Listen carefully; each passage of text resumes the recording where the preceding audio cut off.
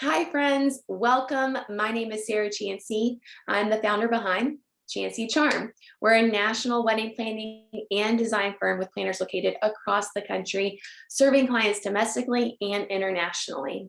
And I am incredibly honored to be here today, sharing with you how to build a team that will give you your life back. My very favorite phrase, we over me. This is a phrase that we started a long time ago at Chancey Charm. It's probably been like 8 years.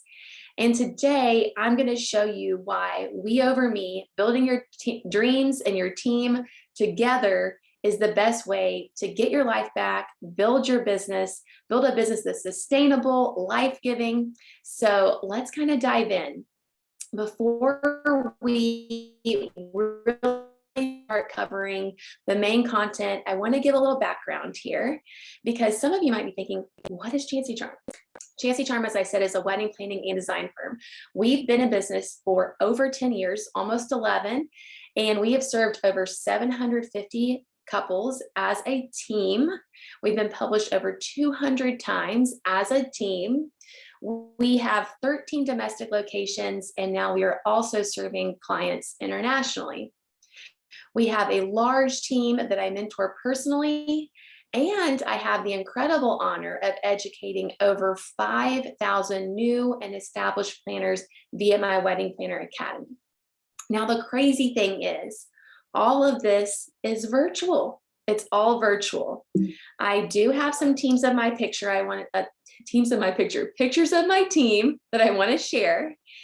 And surprise, I'm not perfect. Everybody already knows that if you know me, but just going to keep it real over here. Here are some pictures of my team. They're so beautiful. They're so amazing. I love them so much. These pictures give me so much joy to look at. Some of them are pretty old. I think the one in the middle is from Charleston back in like 2014, 2015, a really long time ago. We've got Vegas, Charleston, Charlotte in here, Miami, Atlanta. And these are our yearly team retreats, which is so much fun. But most of the time we're virtual. Most of the time we're not together.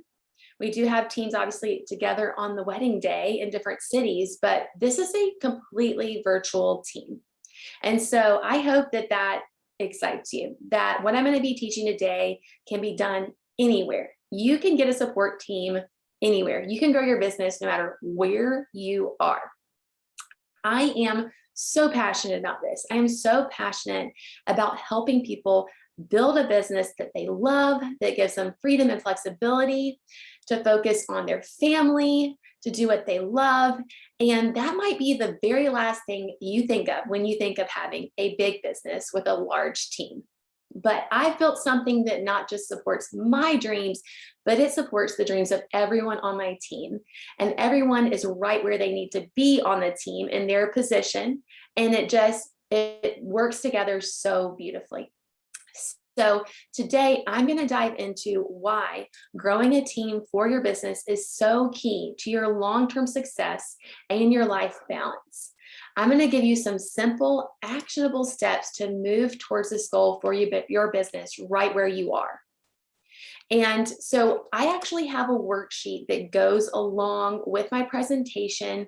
If you have the ability to snag it, print it out, or just have it on your screen as we're going through, there's going to be some really great pages to take a lot of notes on. Really, it's just a guide to essentially help you at the end of this presentation have an action plan for growing your team in a healthy way. So, really excited about that because I don't want you to leave this presentation feeling like I'm never going to be where Sarah is. This was just ridiculousness and I'm too overwhelmed to even process a minute of this. No, I want you to leave saying I can do exactly what Sarah did and grow a business that I love. A little bit of more of a background of how I essentially launched and grew Chancey Charm. The short and sweet version is that I was in Denver, Colorado with my husband. I was working in marketing and events, but I was also working in a capacity where I felt like I was kind of headed towards a dead end for my family because I wanted flexibility to work from home. And the job I had wasn't going to allow me to do that. And so, as cliche as it sounds, one day in a park in Denver, Colorado, on our day off, we dreamed up Chancey Charm, and I begged my friend to let me be her day of coordinator. And that was the first Chancey Charm wedding. I am still friends with that bride. I got her Christmas card this past Christmas. And that was how the dream was really born. And it was just born out of a desire to serve women in what can be an amazing and stressful season, which is being engaged. And my wedding day was and still is the best day of my life. And so I was like, I want to help women really flourish in that season and get to their wedding day and enjoy it fully. Like that will make me happy to do that, to serve them. And what's really awesome is I feel like every woman, every planner on our team has that same heart. Like our team will do anything for their clients to help them be stress-free and help them have an amazing day. They will do all the things. And that's why I love them. That's why I love working with them. They just serve us so much. So that was really the heart behind Chancey Charm. But what happened was we were in Denver, moving back to Atlanta. And so I was really stuck in a marketing role for the first like year and a half. And I had to start bringing on team members to serve clients and focus on the brand and marketing and kind of trying to get basically things rolling in Atlanta before I got back there. And it was the worst, best thing that ever happened to me because I had to focus on search engine optimization, being found online, creating leads when I wasn't even there in Atlanta. And that I always say, you know, Chancey Charm is successful because of God and Google. Really, it's God, Google, and teamwork, because there would be no Chancey Charm if it had just been me. If I had been solo, if I had stayed solo, it would no longer exist because of some of the life circumstances that I've been through in the last couple of years. So moved back to Atlanta, things really took off. And I thought, I am God's gift to wedding planner marketing. So I started launching other locations, again, out of a heart to help other women get to do what I was doing, which was so much fun. And I was growing the Chancey Charm team in Atlanta. I was launching new locations, and I was faced with an incredible, but also unique problem or opportunity with my growing business that now a lot of you guys are facing. That might even be why you logged in today to the summit, is because you're like completely overwhelmed by the boom that's happening and the growing lead stream. And what do you do with it? Because if you're like me, I was like, I can't just let these go to waste. I need to give other women the opportunity to do what I'm doing because I love doing it. And so again, I was growing my team in Atlanta. I was growing teams in other locations, launching new locations. And it was all out of a good heart, but it was definitely challenging. And a couple of years in, I remember turning to my publicist and I was like, I think we're going to make it. Because my publicist, Kristen, at Publish and Pretty, was literally one of the reasons why we were able to expand, because she was helping us get PR and new locations and getting online exposure. I actually teach a kind of marketing technique called the sweet spot. And that's where you're getting online leads and word of mouth referrals. And so that was the system I was using to launch these new locations. The challenge and why I was like, I think we're going to make it is because number one, it did not work at every location. We had to close some locations, and that was tough. But also number two, it worked in 3 months in Charleston, but it took a year in DC to work. So you're just really, it was a really challenging season of like getting people through those launches. But we made it. And that's why I was like, I think we're going to make it. But maybe this was like, again, like the best, dumbest decision I ever made. So I love my team now. I'm so glad I did it now, but there were so many challenging moments of growing a team and expanding to all these new locations. And so just please know that I'm coming here speaking today out of a heart of humility, because I have done it all the wrong way. And I'm hoping that by being honest about that and sharing what did work and being an open book, I'm an open book, that it'll help you avoid some of the pain points that I had and help you grow your business in a healthy, sustainable way from the beginning. One of the kind of mindset things that I'm going to talk about is that team flow and just onboarding and all that kind of stuff. So first of all, I want to talk to you just about basically how valuable it can be to build a team that makes your dream sustainable. Because potentially, if you're a solo person right now, just running your business, it's not going to be sustainable. In 2017, I lost my dad to leukemia. And it was an incredibly hard loss for myself and for my family. We were living close to my dad. I had a new little boy that loved him. And honestly, mentally, I was not okay. I was not in a healthy place. And I had to take some serious time off. I probably definitely spent 9 months battling that with him, 6 months in complete, well, almost a year in depression, and then another year of just crazy traveling and just trying to like regain joy. And so it was a really difficult season. And without my team, without Kristen, without Elena, my team mentor, without all of the beautiful, wonderful players on my team, Chancey Charm would not exist. I'm literally getting emotional sharing this because Chancey Charm was such a huge blessing to me in my life, but it wouldn't be here today if it wasn't for my team literally carrying my business through in a difficult season for me. So I did not plan on crying, but hopefully this shows you how passionate I am about this content. And maybe you're there.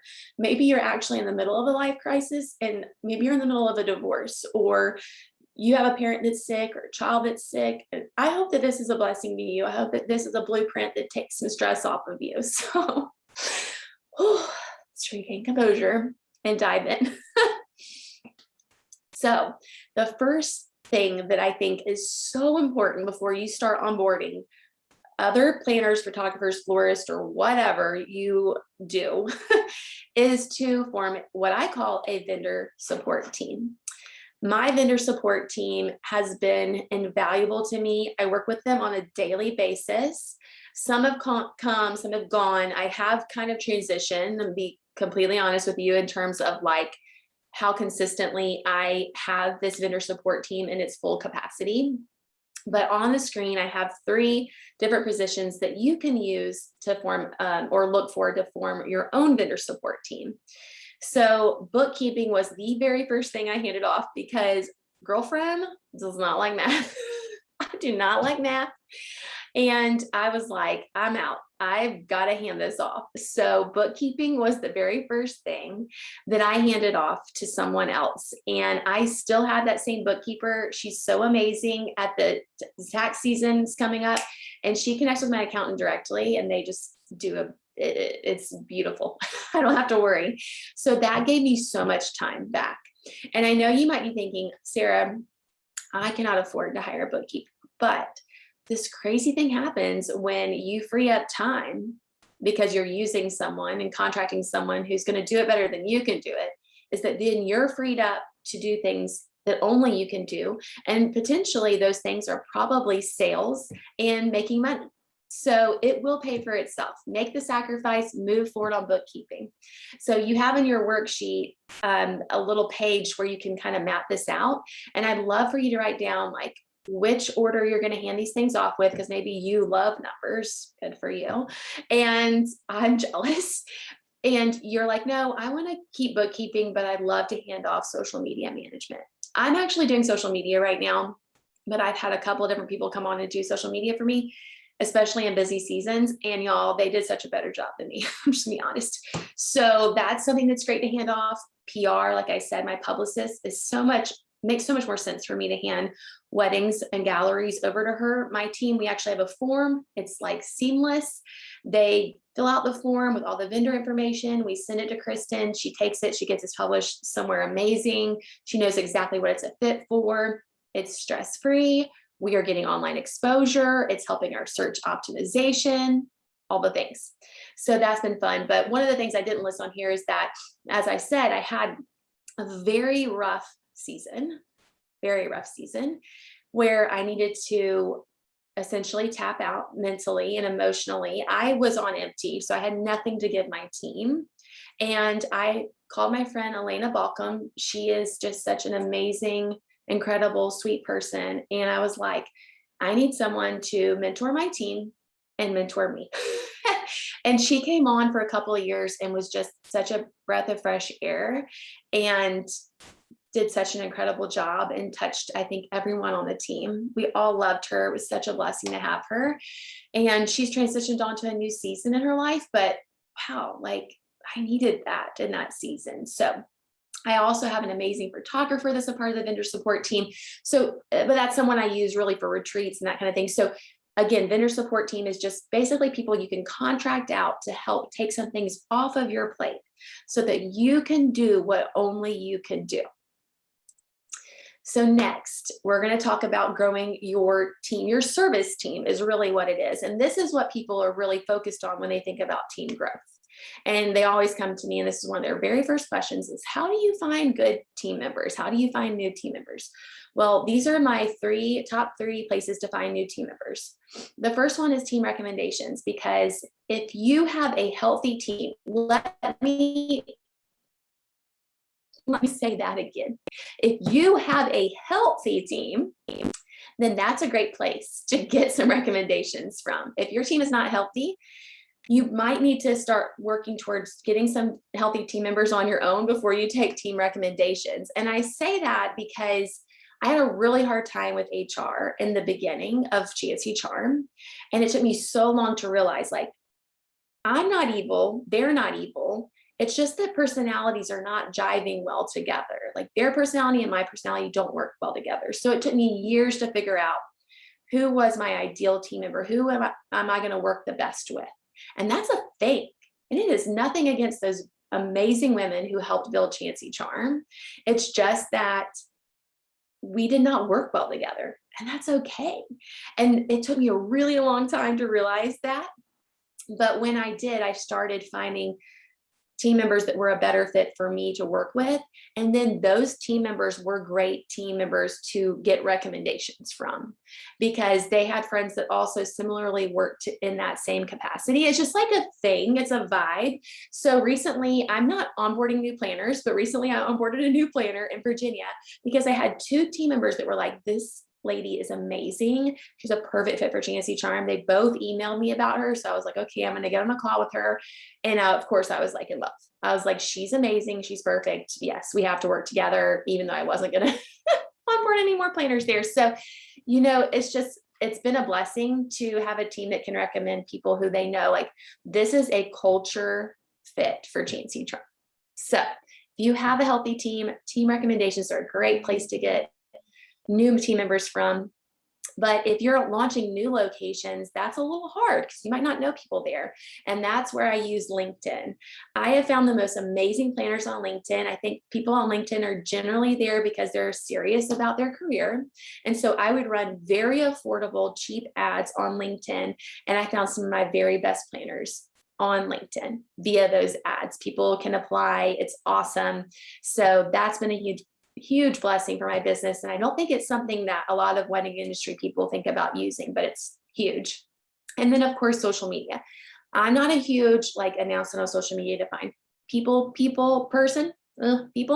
but I know that there are people who have a much more robust, y'all just pray for me. Something's going on over here.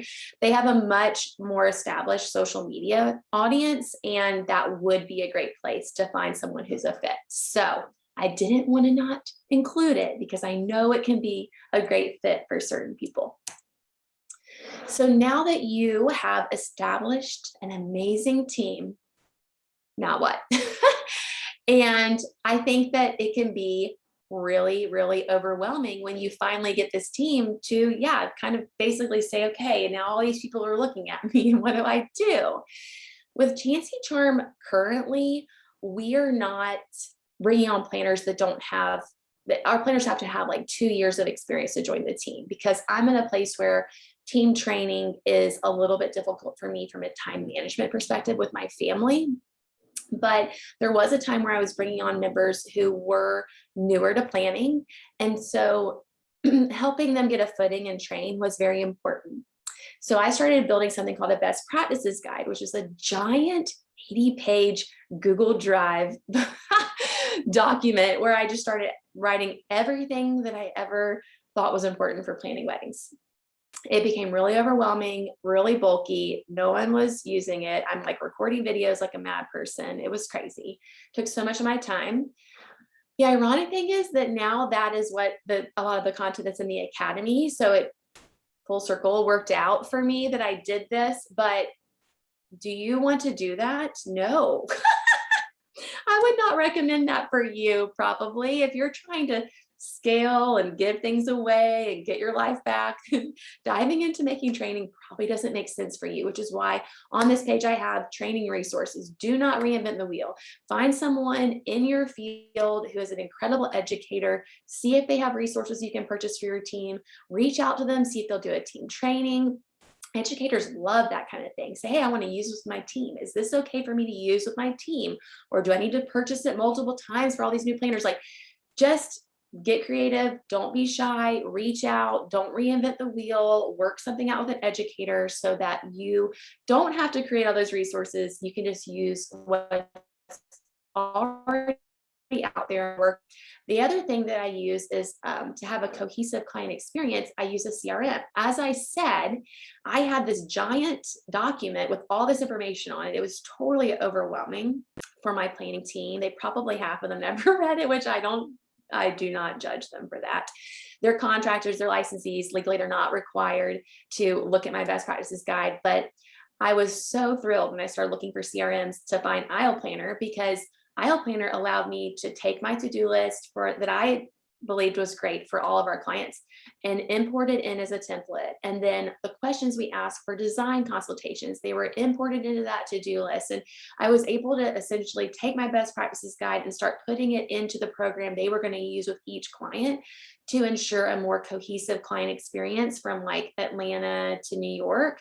But also the branding was there, which was definitely not there when people were using Google Drive. And I think the coolest, I'll say this.